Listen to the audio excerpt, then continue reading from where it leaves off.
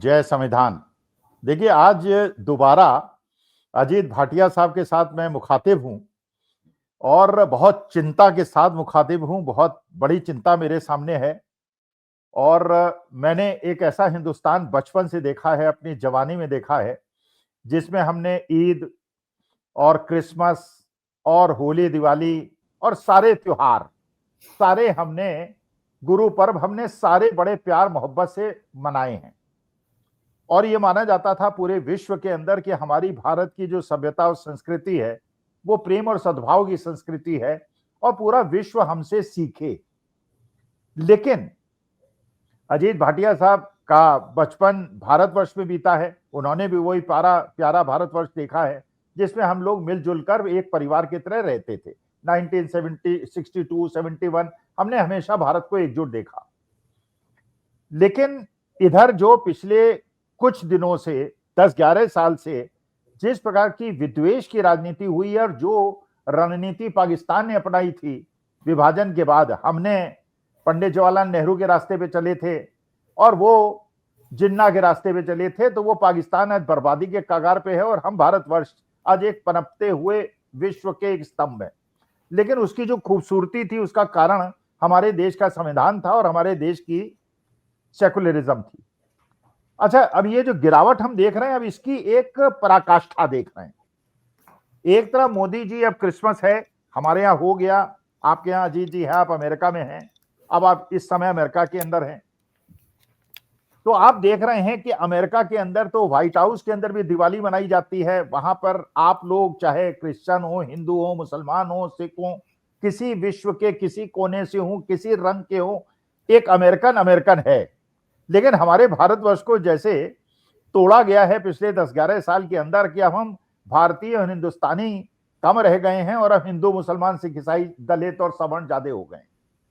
और ये जो गिरावट है, हम उसी रास्ते पे शायद चल पड़े हैं जो पाकिस्तान और बांग्लादेश ने किया था। और जो फसल वो आज काट रहे हैं, हमने बोई, लेकिन 10-11 साल के अंदर ही उसे काटना शुरू कर दिया। आपने देखा हमारे यहाँ क्रिसमस हुआ और बहुत सारे अमेरिकन मित्रों से और रिश्तेदारों से मेरी बात हुई। उन्होंने कहा कि इतने ज्यादा लोग अचंभित है अमेरिका के अंदर कि भारतवर्ष के अंदर ये क्या हो गया, जिससे हम सीखा करते थे। वहां पे केवल 3 स्टेट्स के अंदर से सूचनाएं मिली हैं और तीनों स्टेट्स ऐसी हैं जो भारतीय जनता पार्टी रूल्ड है, मध्य प्रदेश, उत्तर प्रदेश और छत्तीसगढ़। वहां वहां पे चर्चेस के अंदर घुस के एक तरफ तो मोदी जी चर्च में जाके प्रेयर कर रहे हैं, बाइबल को हाथ में रखे हुए हैं, और दूसरी तरफ उनको मानने वाले चर्च में जाकर इस प्रकार से क्रिश्चियन जो हमारे भाई हैं, जो हमारे परिवार के सदस्य हैं, उनका अपमान कर रहे हैं। तो मैं ये जानना चाहता हूं, एक तो अमेरिका की परिस्थिति बताइए, वहां पे प्यार मोहब्बत कैसे, how do you treat other people from other religions, और इसी वजह से शायद अमेरिका एक विकसित राष्ट्र है। और विकसित राष्ट्र की एक परिभाषा में यह आवश्यक है कि वो सेकुलर हो। अगर सेकुलर नहीं है तो विकसित हो ही नहीं सकता, और ये इतिहास बताता है। तो क्या मोदी जी की पकड़ भारतीय जनता पार्टी, बजरंग दल और आरएसएस और वीएचपी के कार्यकर्ताओं में ढीली पड़ गई है, या मोदी जी दिखाते कुछ है, करवाते कुछ है? और अमेरिका के अंदर क्या परिस्थिति है, वहां आप लोग कैसे रहते हैं? और आपको भारत को देखकर और भारत को अमेरिका से देखकर जो बचपन का भारत आपने देखा था और आज का भारत जो आप देख रहे हैं, इसमें आपको क्या लगता है? What is your feeling like? जय संविधान। नमस्कार अखिल जी और सारे दर्शक साथियों को। ऐसे कि मैं बचपन से एक कॉन्वेंट स्कूल में पढ़ा हुआ हूँ, Saint John the Baptist high school, Thane, Maharashtra, Bombay. वहाँ पे एक चैपल था जो कि गोल्ड प्लेटेड, गिल्ड प्लेटेड जिसको कहते हैं। वहाँ पे ईसा मसीह की मूर्तियां और वो बहुत बड़ा था। तो हम उनके छत्र छाया में हम पढ़े हैं, लेकिन वहां भी जनगण मन रोज सुबह होता था असेंबली में, और हर चीज सिखाई जाती थी।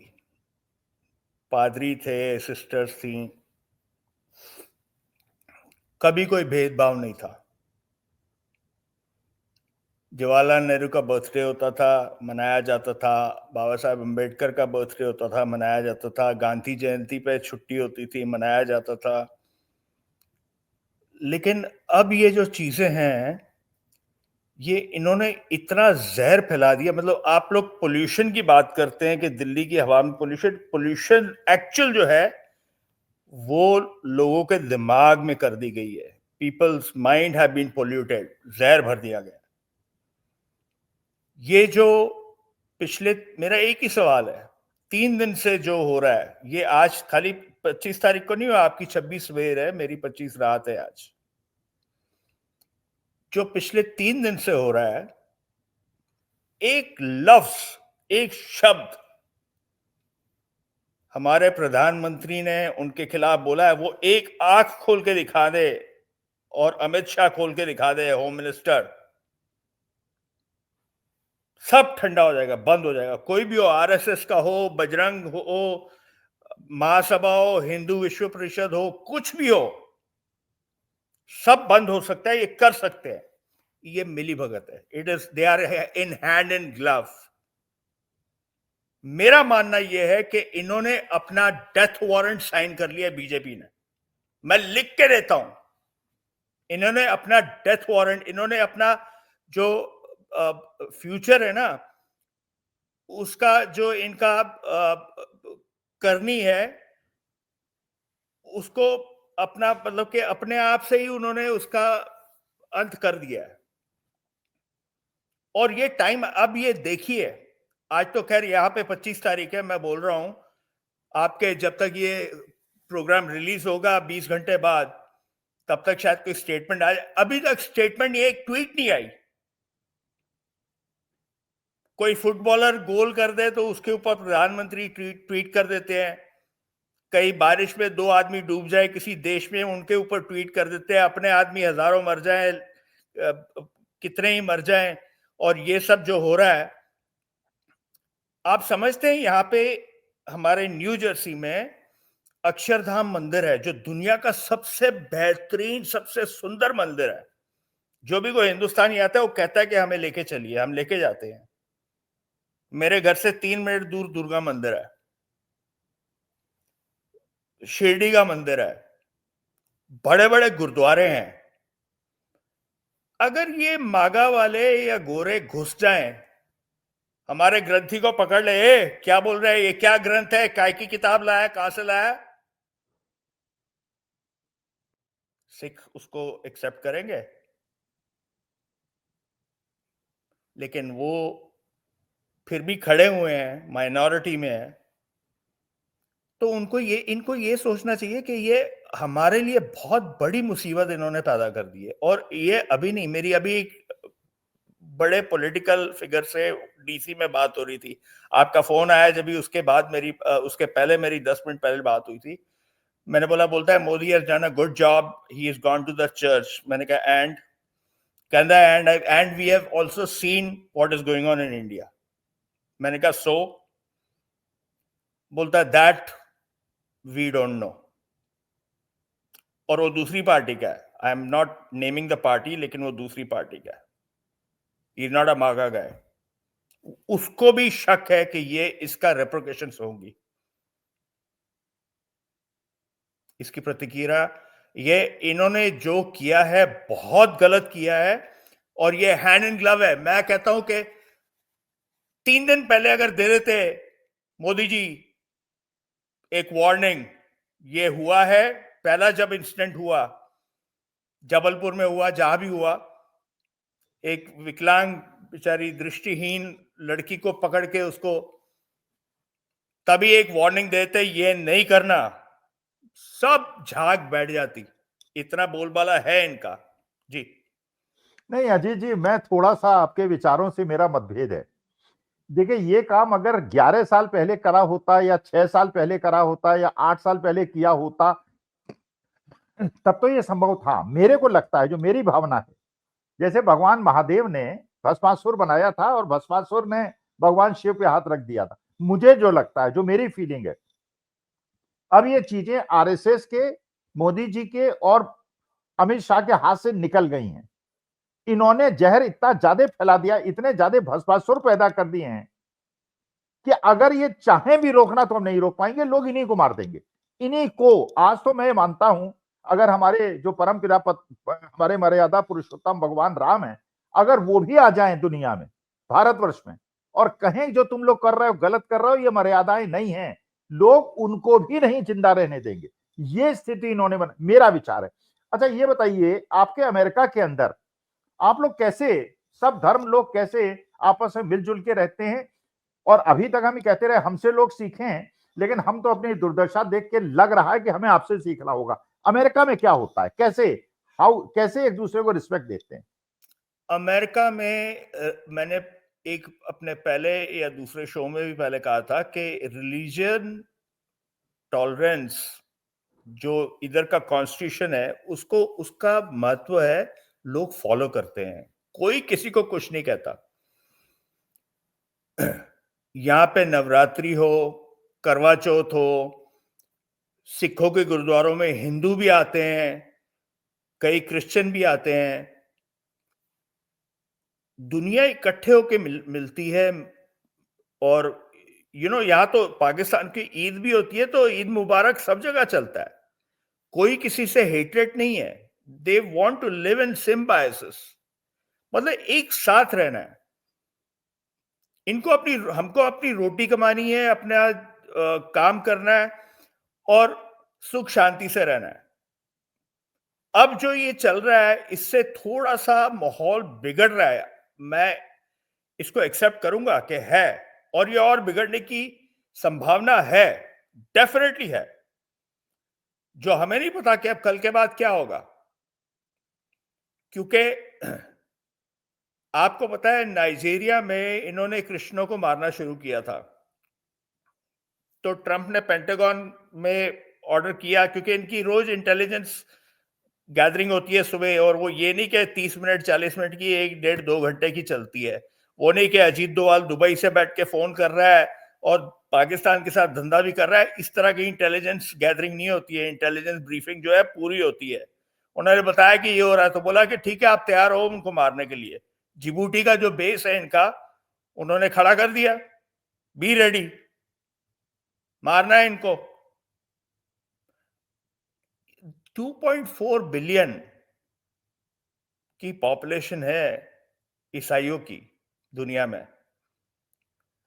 मेरा एक चैलेंज है आज, मोदी जी अब आप वेस्टर्न वर्ल्ड में जाइए किसी फंक्शन में, मैं देखता हूं आपको किस तरह से सत्कार किया जाएगा। आप गले मिलने के काबिल नहीं रहेंगे, आपने जो किया यहां हिंदुस्तान में, जो होने दिया है, और कुछ बोला नहीं।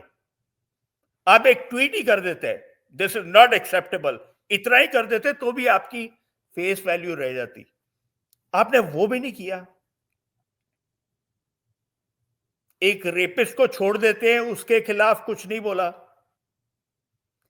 तो ये सारा स्ट्रक्चर जो है इन्होंने बिल्कुल, ये कोलैप्स हो गया हाउस ऑफ कार्ड्स की तरह। अब ये कोलैप्स, डोमिनो इफेक्ट आएगा, ये कोलैप्स होता जाएगा। हमें कोई शक नहीं है, हमारे मन में कोई वो नहीं है कि भाई ये नहीं होगा, ये होगा।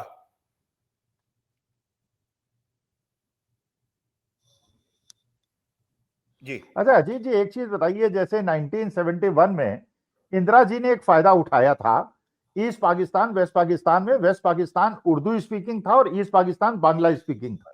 उसका फायदा उठा के शेख मुजीबुर रहमान के साथ उन्होंने देश को स्वतंत्र करा दिया, अपना मित्र बना लिया। अब ये जो हिंदू मुसलमान का नैरेटिव देश के अंदर चलाया, उसकी वजह से आज देखिए हर देश के अंदर कुछ कट्टरवादी लोग होते हैं, कुछ उदारवादी लोग होते हैं। 90% उदारवादी होते हैं, 10% कट्टरवादी होते हैं, सब देश में होते हैं। मेरे ख्याल से कोई देश इसका छूता नहीं होगा। लेकिन क्योंकि हमारे यहाँ पिछले 11 साल में पहले तो मुसलमानों से आपने युद्ध छेड़ा, अब बांग्लादेश के फायदा उठा के वहां के अतिवादियों ने हिंदुओं को मारना शुरू कर दिया। जब जो हिंदू मर रहे हैं और जल रहे हैं बांग्लादेश के अंदर, हमारे प्रधानमंत्री एक शब्द निंदा का नहीं बोल रहे हैं। माने हमारे हिंदू मारे जा रहे हैं, हिंदू हित रक्षक हैं, और एक शब्द उनके मुंह से नहीं निकल रहा है। ये नहीं कह रहे यूनुस से बात करें कि भाई हम अपने यहाँ मुसलमानों पे अत्याचार रोकते हैं, तुम अपने यहाँ हिंदुओं पे अत्याचार रोको, and let us live peacefully. हमने एक फ्रंट और अपने खिलाफ, अच्छा मुसलमानों से भिड़े हुए थे, अब क्रिश्चियनों से जाके भिड़ गए। माने टोटल वर्ल्ड पॉपुलेशन में 100 करोड़ केवल हिंदुस्तानी है, हिंदू हैं, out of the population of 800 crore. और मुसलमान और क्रिश्चियन हमसे ज्यादा हैं और वो हमसे ज्यादा प्रॉस्परस हैं। ये क्यों लड़ाई, क्यों? मतलब देश के अंदर आपको राजनीतिक फायदा हो सकता है, लेकिन विश्व के अंदर तो अलग थलग पड़ जाएंगे हम। आपको लगता है जो ह्यूमन राइट्स कमीशन है यूएन की और इंटरनेशनल ह्यूमन राइट्स कमीशन है, they are not watching this? They are watching this and reporting it and documenting it.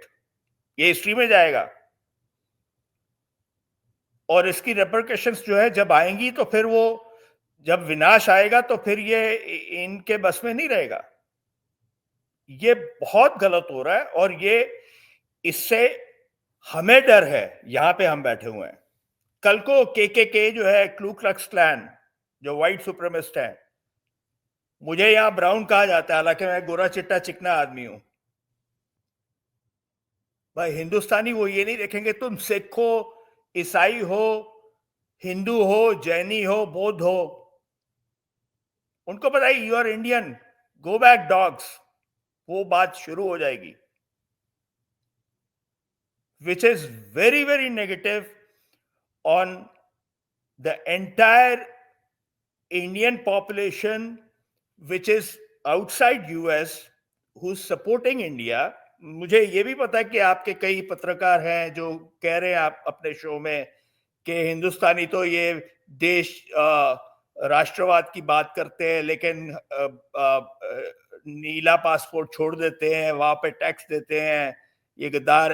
गद्दार नहीं है हम। बंद कर दें हम पैसा भेजना अपने सपोर्ट के लिए, फैमिलीज को बंद कर दे तो आप फिर $150 ₹150 में आप डॉलर खरीद के स्कॉटलैंड में शो करेंगे, जिन्होंने ये बोला नहीं, आप लोग देखिए अजीत जी, मैं अपनी बात बता दूं, जो भी करते हैं बिल्कुल गलत है। आप लोगों की वजह से इतना रिपेट्रिएशन होता है हिंदुस्तान की इकोनॉमी, जो अरब कंट्रीज में हमारे भारतीय जाके रहते हैं और अमेरिका में रहते हैं, यूरोप में रहते हैं, बड़े बड़े पदों में रहते हैं और पैसा कमा के जो अपने परिवारों को भेजते हैं, वो भी एक बहुत बड़ा पोर्शन है हमारे रुपए को गिरने से। तो हम तो आपके एहसानमंद हैं। अच्छा, आप हमारे ये टॉर्च बियरर्स हैं, आप हमारे एम्बेसडर्स हैं, जो विदेश में जाके हमारी छवि को सुधारते हैं। अगर आप लोग भी अगर मान लीजिए दंगा फसाद करने लगे और लड़ने झगड़ने लगे, तो लोग कहेंगे यार हिंदुस्तानी तो बड़े खराब होते हैं। तो आप लोग तो हमारे आदर्श हैं, तो जो भी निंदा करते हैं मैं उनकी कठोर भर्त्सना करता हूं। और आप हमारे परिवार के सदस्य हैं और आप हमारे एम्बेसडर्स हैं अमेरिका के अंदर। हम कोशिश करते हैं कि जितना हो सके, क्योंकि देश पैदा तो हम वही हुए ना, तो हम जितना हो सकता है हम सपोर्ट करते हैं, जो कुछ भी हो सकता है हम, पर हम देख रहे हैं और वो देखा नहीं जा रहा है कि क्या हो रहा है। आप थोड़ा ना कि अपनी माँ का चीरहरण हो रहा है वो देखते हुए आप चुप करके तो नहीं बैठ सकते, यहां से बोलना ही पड़ेगा ना। चाहे आप नहीं वहां रह रहे हैं, लेकिन माँ को सपोर्ट तो करना पड़ेगा। हम करते हैं। ये तो सरेआम जिसको कहते हैं कि भाई एक नाजायज चीज हो रही है, देखा जा रहा है। आप पादरियों को धुतकार रहे हैं, क्रिश्चियनों को। अरे वो बेचारे कोई आपने कभी सुना है कि क्रिश्चियन टेररिज्म इंडिया में, या कोई क्रिश्चियन क्रिमिनल इंडिया में? जी, मैं तो अजीत जी यहां तक कहूंगा कि अगर वास्तविकता में हिंदुस्तान में जितनी भी रिलीजियस कम्युनिटीज को मैंने देखा है, सबसे ज्यादा पीसफुल और सबसे ज्यादा अपने आदर्शों को, जीसस क्राइस्ट को मानने वाली सबसे ज्यादा पीस लविंग कम्युनिटी अगर कोई है तो वो क्रिश्चियंस हैं। बिल्कुल। अच्छा, और मैं तो नहीं पढ़ा, ये मैं तो सब हिंदी अपने स्कूलों बच्चे में जो पढ़ा है हूं, वो लेकिन मेरे दोनों कॉन्वेंट बेटे स्कूलों में क्यों क्रिश्चियन डालना स्कूल से चाहते पढ़े हैं? हैं। क्यों डालना चाहते हैं कॉन्वेंट स्कूलों में? अरे इनके सारे बच्चे अमेरिका में सेटल्ड हैं, सारे हाँ, एमपी मिनिस्टर्स। जय शाह साहब जो हैं वो अंग्रेजी नहीं बोल पाते, लेकिन विदेश में अपना रहते हैं, ज्यादातर समय यहाँ पॉल्यूशन से दूर रहते हैं। इनका कोई दीन ईमान नहीं है, इनको सिर्फ सत्ता चाहिए। सत्ता, बस, खाली सत्ता चाहिए। केरला में इलेक्शन है 4 महीने बाद, 5 महीने बाद। उसकी वजह से क्रिश्चियनों के साथ कुछ ना कुछ करो ताकि वहां बवाल हो। वेस्ट बंगाल में इलेक्शन है, उसके लिए चलने दो ढाका का। अरे क्यों भाई? आपके विदेश मंत्रालय ने कोई भी एक प्रोटेस्ट या कोई एक कुछ भी बोला हो कि why is this happening, we are concern, please stop this. अरे एक स्टेटमेंट तो दीजिए, वो भी नहीं। क्योंकि क्या है कि होगा फिर हिंदू मुसलमान होगा बांग्लादेश, अपना वेस्ट बंगाल में, उसका फायदा उठाना है। लेकिन शेख हसीना का बेटा कह रहा है, उसने स्टेटमेंट दिया है, आया है, हाँ। उसने कहा है कि भारतवर्ष अगर इसको इग्नोर कर रहा है जो बांग्लादेश के अंदर हो रहा है, इसके बड़े खराब कॉन्सिक्वेंसेस होंगे और Bharat, government of India should take care, और ये बहुत ही ज्यादा खतरनाक स्थिति है।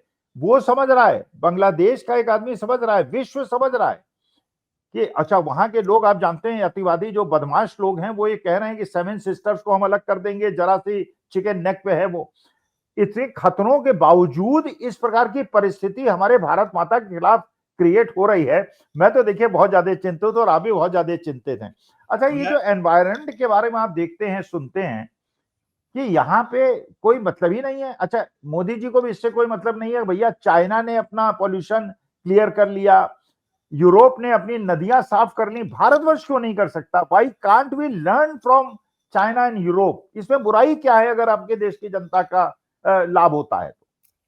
क्योंकि इनकी जेब नहीं भरेगी। जो पैसा ये उसको एलोकेट करते हैं, आवंटित करते हैं, उसमें ये होगा कि भाई पहले खा लो, फिर जो है थोड़ा बहुत आई वॉश कर लो, कौन पूछता है।